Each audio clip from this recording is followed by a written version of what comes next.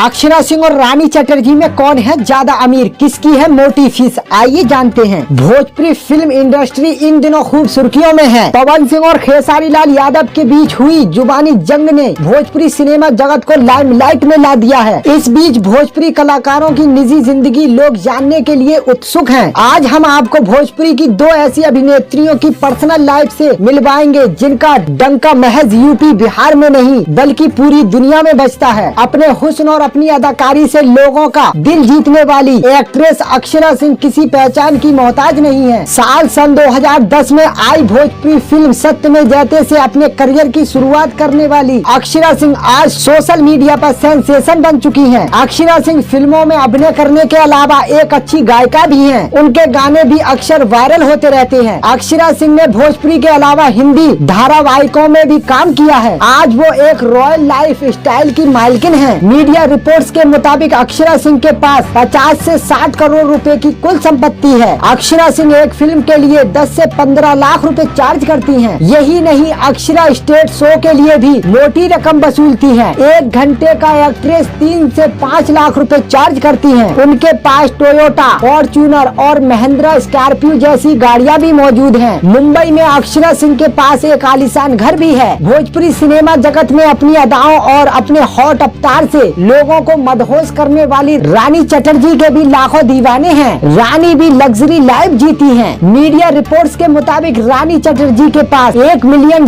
से $5 मिलियन, 7 करोड़ से 37 करोड़ तक की कुल संपत्ति है। रानी आज एक फिल्म करने के लिए 8 से 12 लाख रुपए लेती हैं। यही नहीं, वो महीने भर में 2 से 15 लाख रुपए की कमाई भी कर लेती हैं। रानी चटर्जी मुंबई के बेहद आलीशान मकान में रहती हैं। उन्हें महंगी गाड़ियों का भी शौक है। उनके पास मर्सिडीज जैसी कार मौजूद है। दोस्तों, आपको अक्षरा सिंह और रानी चटर्जी की ये जानकारी कैसी लगी कमेंट में जरूर बताएं और ऐसी ही इंटरेस्टिंग न्यूज खबरों के लिए मेरे YouTube चैनल को भी जरूर सब्सक्राइब कर लें।